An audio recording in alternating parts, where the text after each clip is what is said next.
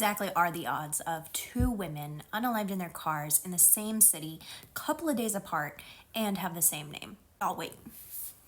Strange things are happening to normal people every day, and you want to know about it. A little weirdo. I've lost track, honestly. October 12th, 2000. Mary Lou Morris, who was 48, kissed her husband goodbye and left for work. She usually talked to her husband throughout the day, but this time she was not answering her phone. So by the end of the day, her husband Jay got worried and alerted authorities. It took police a little while to connect the dots, but they quickly found out that it was Mary Lou in a burning car that was found about 3 miles away from her home. This area that the car was found was in the opposite direction of her job, and it was protected by a gate, and it was found off of the road out of view of normal travelers. I believe that the car started burning about 10 or 10:30, and it burnt so hot and so long that they could not identify the person in there for 3 days, and they had to do so by dental records. Investigators believe that Mary was on her way to a gas station that morning because Jay said that she was, and also they believe that an attendant saw her that morning getting gas. However, all of the footage from this was, of course, taped over. So they ended up kind of being like, what happened to Mary? Did something happen here? Later? Did someone follow her? What was going on? Robbery was quickly ruled out. Her purse was taken, but the credit cards were never used, and she still had a lot of very expensive jewelry on. But one thing that they did notice was her wedding ring was gone. This was a very strange incident. Gas was not used. It was a more powerful accelerant, and there were no prints or anything in the car. I'm sure at this point you're screaming at me because at this point when I was researching it, I was like, it's a hit. It has to be. Like the ring, and just the way everything was set up, it seemed like a hit. But I started researching more, and Jay got a little bit more suspicious to me. Now, Jay was quickly cleared by police because he had an alibi. He was going to see a horse that day, like to buy. But he traveled the same road that Mary went down right by where her burning car would be at the same time and didn't see a thing.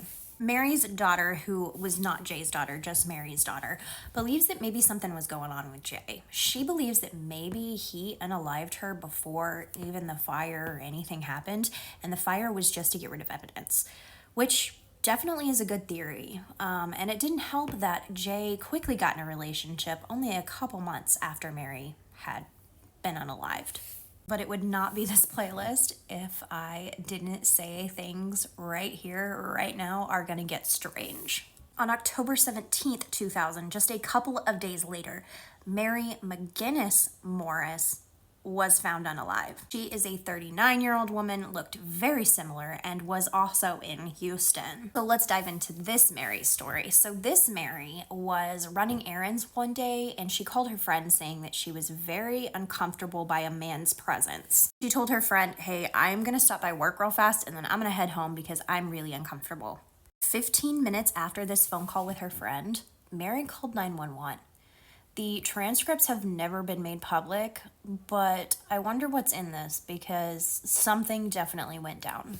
When she didn't come home, her husband, Mike, got really worried and he reported it to authorities. She was found in her car. Now, it wasn't burned, but she was unalived, and it was from a lung to the head, and this lung was hers. She was also gagged and beaten very badly. This lung, Mary had told her husband to go and get for her because she was being threatened by someone at work. Basically, something happened, a work disagreement, and this man began stalking her. He began watching her, and she felt really, really uncomfortable. She bought this lung for protection against this man. Now, that day that she was on the phone with her friend, it was not that man, but she believes it was a friend of that man who was following her. This time, the opposite thing happened. The police went really heavy, thinking that it was Mike that was involved because his fingerprints were on the lung. But he had gotten that for her, and he explained that, but they still did not believe him. And it was also because there was troublesome things in their relationship. Mike had thought that Mary was cheating on him. There's not a lot of evidence that Mike did anything. There's not a lot of evidence that the man at work did anything. So we don't know. As time went on, Mary and Mary's case, both of them, went cold. They couldn't figure out who was doing what. It was two women. They didn't know if it was related. They both are named Mary. They both kind of look alike, and they both unalived in the same city in their cars. Something has to be going on. Well, it turns out that a lot of people thought my theory, that it was a hit. Basically, what a lot of people believe is maybe the person got the wrong Mary the first time. I know this is a stretch, but putting pieces together, it kind of makes sense. With the wedding rings and whatnot, maybe this person who was hired to do something to Mary got the wrong Mary the first time. And then maybe Jay is just suspicious because Jay is suspicious. And they ended up giving the ring back to whoever it was, and they said, you've got the wrong Mary, you have to go get the right Mary. And then that is why Mary McGinnis, the second Mary, was unalive. My brain hurts. I mean, all in all, the two husbands just could be trash. Stranger things have happened, right? I mean, there's been a lot of men who have unalived their wives or had a hit on their wives, so maybe that's what it is. Or maybe at the end of the day, these cases aren't connected, and it was just two Marys that happened to look alike in the same city in their cars that were unalived. But what are the odds, right? Like, I just keep going back to, like, what are the odds? I don't know. It's all strange, but both of these cases are still unsolved, and both of their daughters, the Marys' daughters, have come together to try to figure out what's going on, and they need your help. So if you have any information on either one of the Marys, please contact Crime Stoppers so that we can get this figured out, because wow.